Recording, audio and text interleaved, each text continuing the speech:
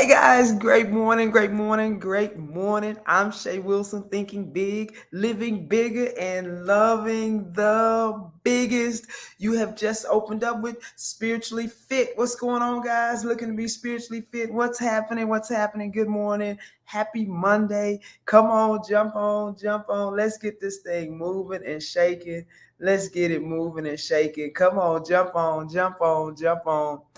Listen, today we have a great topic. We're talking about, how we always looking to get other people to change their behavior. I put up a post the other day about changing, trying to change other people's behavior and fill in the blank. So let's rock this thing.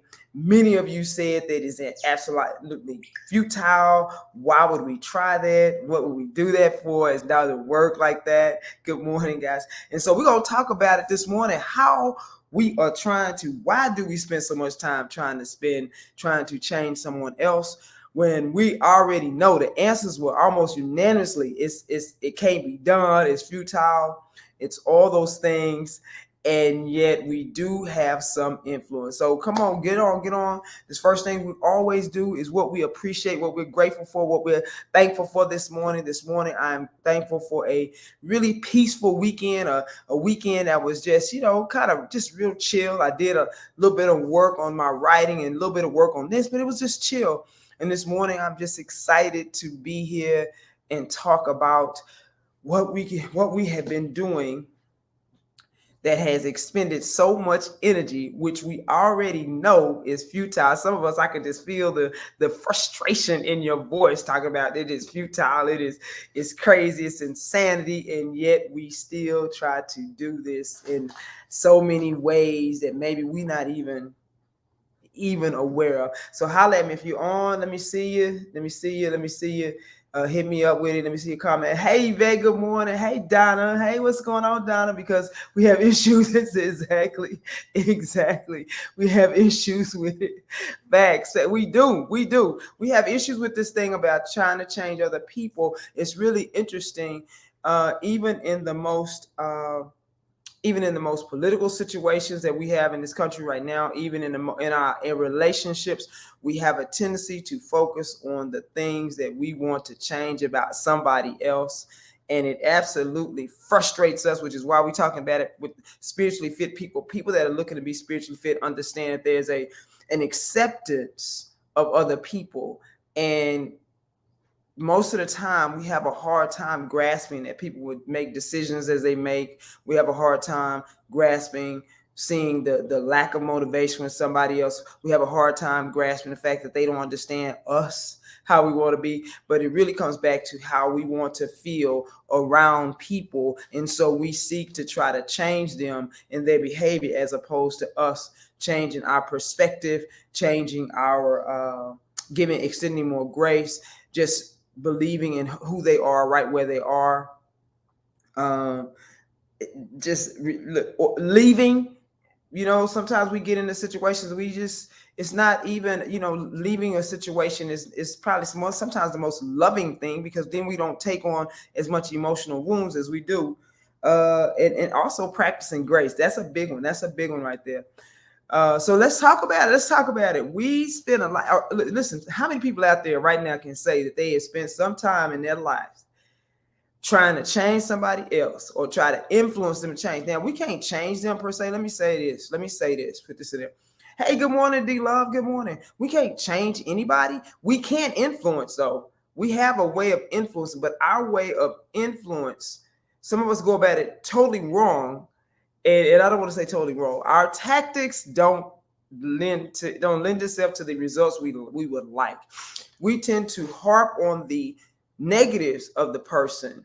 We tend to harp on their mistakes. We tend to harp on their past mishaps, as opposed to encouraging, speaking about the potential, the greatness, the goodness that they've done in the past. We tend to harp on what is wrong in our eyes, and we think that will lend itself to change. And how many times is that not? How many times does that not lend itself to change? Because we focused on the wrong. We focused on what's wrong.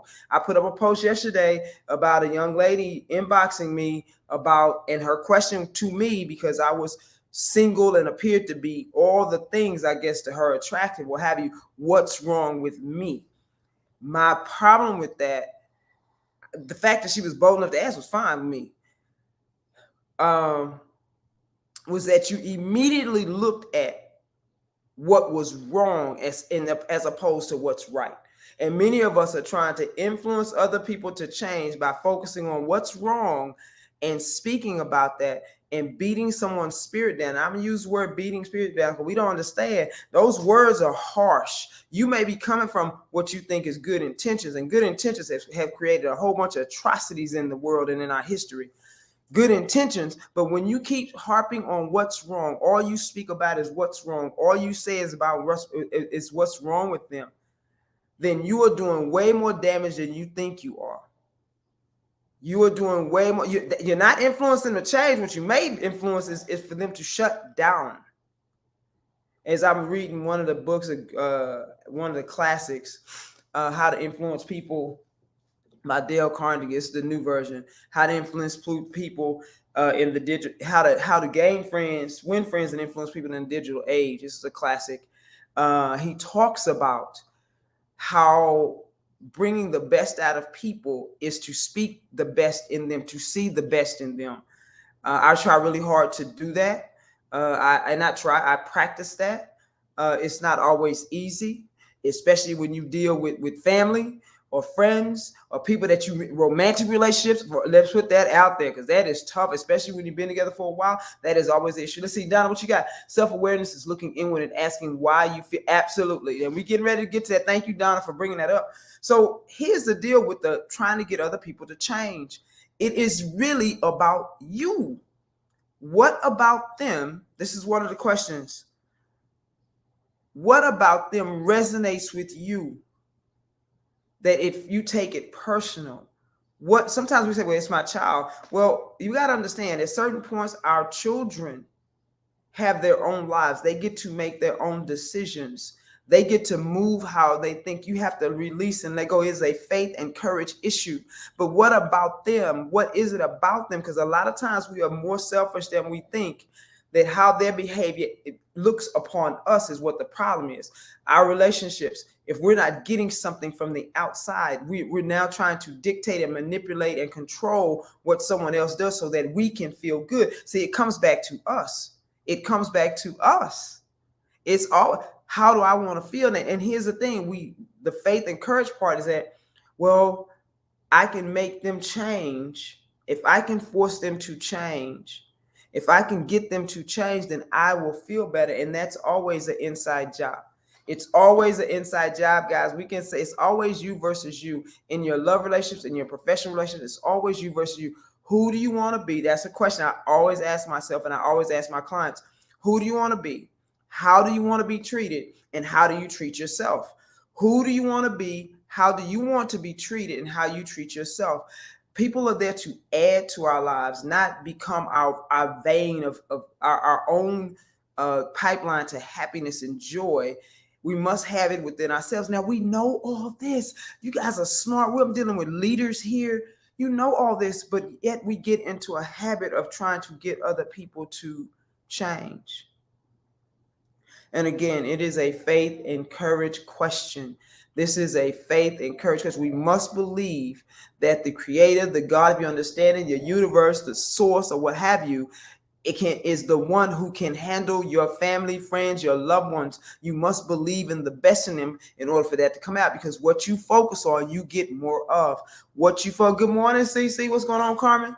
Good morning. What you focus on is what you get. If you are focusing on looking for what's wrong, as I said, the young lady had asked me, what's wrong? You negate the fact of all the things that's what's right.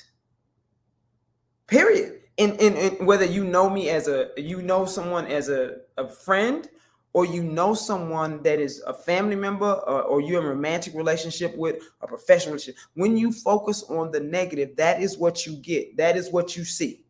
You hear me? You can't miss it. You can't miss it. You can't miss it.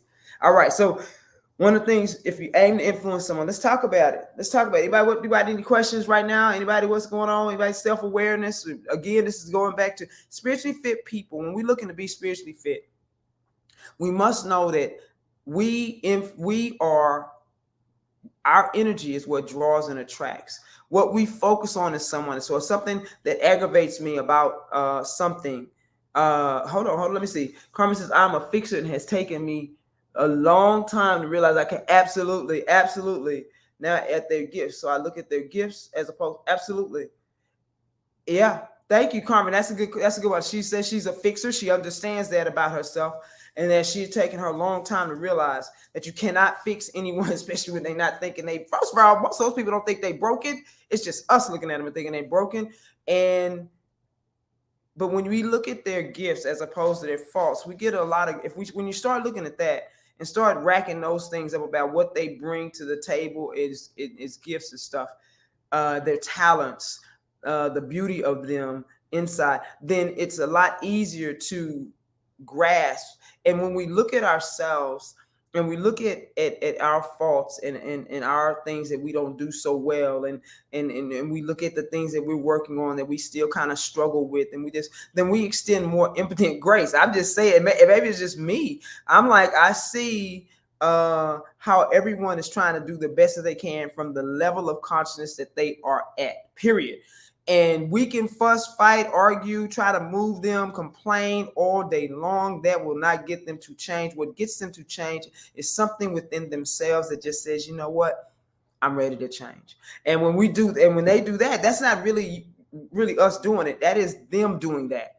That is they just decided it was something within them. What we do, if we handle it right, if we loving right, whether it's a friend or what have you, if we can support them in it, kind of be by their side kind of thing, and just keep speaking the greatness out of them, keep not flattering them. We're talking about things that they've really done that are good. We know that's in them, that we know it, and go from there. Then that's a game changer. That's a game changer. There's many times you want to get frustrated with somebody and just blast them about what the negative things they've done. But it never works, guys, whether that's in relationship or what have you. Remember those words that go out. It's very difficult to bring them back in, to reel them back in. You can say 20 things positive, and that negative thing that you said in anger or frustration or disappointment, that is the thing that they remember. That is the thing. It's speaking life. This is the thing where we forget.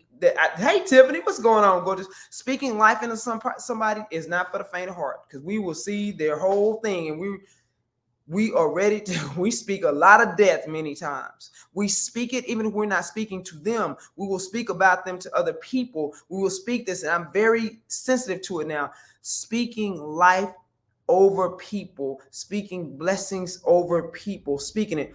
When I feel myself complaining about a person's behavior or this, I am now aware that, wait, let me speak life. That doesn't help. That energy I'm sending out doesn't help. What helps is me speaking, knowing the goodness within, knowing the greatness within, knowing that helps them right there. That helps me to remind me, man, these are good people around me. Not perfect. Nobody is, but good people. So here's the 3 things I want you to focus on as we can close this out really quick. When we aim to influence other people, and this is going to take, I don't want you to make this your main focus of trying to influence people, but how you carry yourselves matter. So the number 1 thing is, what are you focused on with them?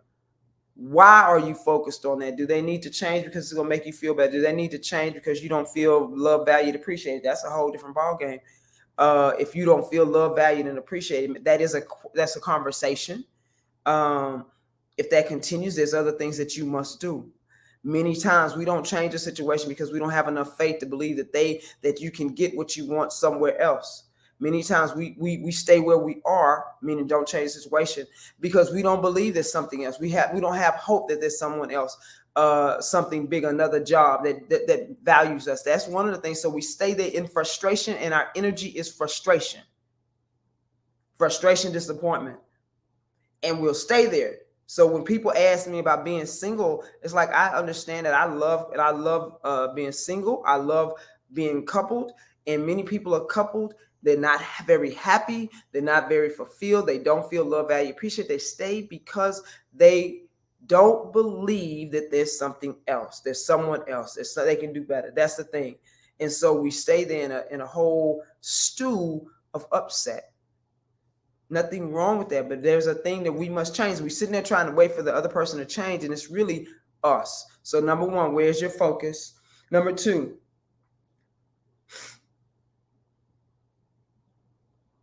something inside of us resonates with that behavior. What is it? Because it immediately got your attention. What is it that maybe something in yourself, within ourselves, need to be healed? Maybe something with it trying to show you a lesson of why am I here? Asking yourself that, not to shame, blame, or guilt yourself or them. What is it that you keep seeing in them? Maybe that's a healed part. Many of us go away from things that resonate, that remind us of our family members, our mamas or our dads, and we move away from it so far that we become very total opposite. But there's a part of that that resonates, and that's the thing that really gets our goat about our kids or someone we're involved with or a friend. It just resonates with us, gets our goat. But that is a place that we need to address. That's not necessarily their thing. That's not their thing to address. It's ours. Number three, why do you not have the faith to change a situation? Now, the change may not be to leave or anything. Maybe it's to change perspective. Maybe it's to extend grace. Maybe it's an area that you need to put more love into. Maybe it's an area for that. And so we go through the thing. If we know, when I put the question up, that trying to change someone's behavior is futile, is insanity. I got a whole bunch of answers to that. And yet we try to contort, manipulate, do different things to get someone to change. And we become very frustrated and very tired trying to do it. Then let's look at ourselves, because spiritually fit people are always owning and taking responsibility for we take responsibility for our feelings, our situations. We're looking at it from a place of love and not fear. Many of us are trying to change people because we are afraid. And we need to check ourselves with that. We need to really sit with ourselves that we need to really be gentle and say, am I afraid? What am I afraid of in this position? And can I love bigger here? Can I love with a place of letting them have freedom? Guys, one of the biggest things about loving somebody is is allowing them to be themselves fully, authentically. But in that process, that means we have to allow ourselves to be ourselves. And so many of us have been in controlled environments all our lives. We've been people pleasers. So we don't halfway know what we really want to do. And I mean, we're in our 40s, 50s, 60s, 30s, 40s, and we still kind of don't know because we have been trained up in situations where now we are trying to explore, what do we really want?